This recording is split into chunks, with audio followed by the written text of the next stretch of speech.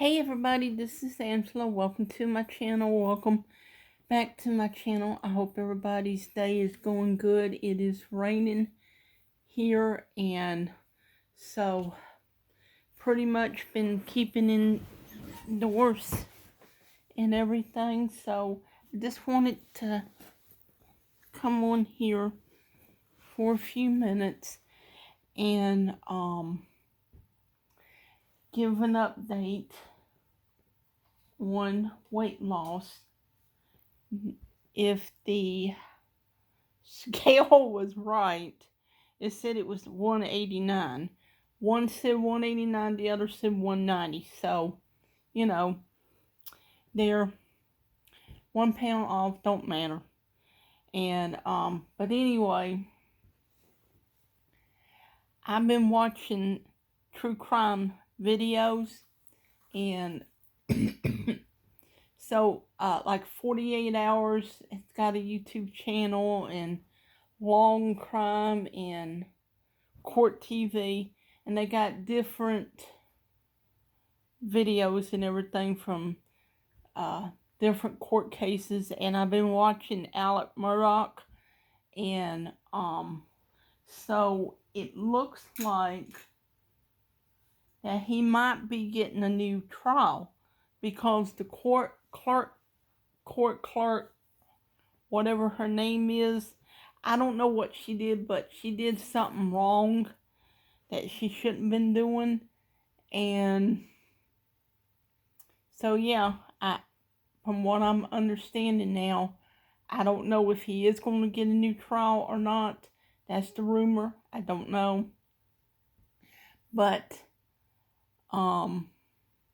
if that's the truth, that this court clerk or did something inappropriate and everything, yeah, he does need to have a new trial. But I don't think it's going to make a difference, because he did unalive his wife and son. There was proof of that.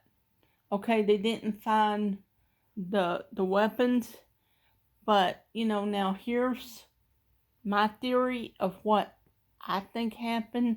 You can put in the comments if you agree, disagree, maybe you have a better theory.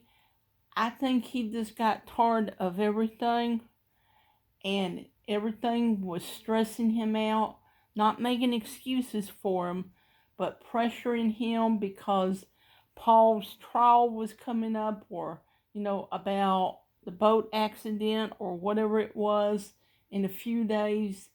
And this happened on the 7th. I think on the 10th, it was trial or something coming up for Paul. And then there was rumors that Maggie was looking into a divorce lawyer. That turned out not to be true, or it could be true. I don't know. And so it turned out, that was one of the rumors. So, and then all the financial things and everything. So I think what happened was Alec just got tired of it. He was stressing out. So I guess maybe in his mind he thought if he eliminated the problems, then it would go away. And maybe he didn't think Maggie would be down there. Maybe it was just aiming at Paul. I don't know. That's just my theory. But then he told the police officer that Maggie went down to the dog kennels to check on the dogs. And what happened was Paul had a Snapchat video, and because something was wrong with one of the dogs. And so he was trying to video chat, or not video chat, but send some kind of video, so his friend could look at the dog's tail or something, and he had a bird or chicken or something in his mouth. And you can hear Alex Murdaugh in the background hollering Bubba or whatever. And so, And when they would show the video and at trial, everybody said, yeah, that's Alec Murdaugh. That's Alec Murdaugh. So, I mean, he has a distinctive voice and accent and everything. And when they played it, I'm like, that's Alec Murdaugh. And, I mean, it was him. I mean, even though you could not see his face, you could see the movement and everything. And what would have been really good is if Maggie would have said Alec or Paul would have said Dad. Then that would have sealed it for the jury. But that was them, and I do believe that the video is the one that sealed it. And then he finally admitted that he was at the kennels, but he didn't unlive them. Okay, so if someone else did this, then are they gonna? I don't think they're gonna leave any witnesses. And I believe that video stopped at 9:05 p.m. or 9:06 p.m. Because Maggie and Paul's phones were locked. I think Paul's phone ran out and this, automatically went off and they had to charge it and everything. And Maggie's phone was found down the road, on the side of the road, down the road.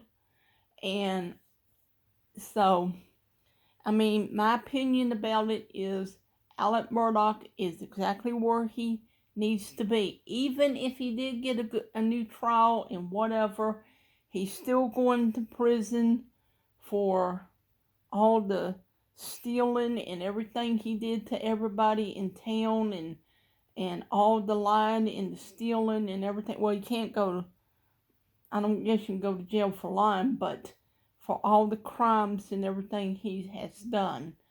So, my opinion about it is he's exactly where he needs to be.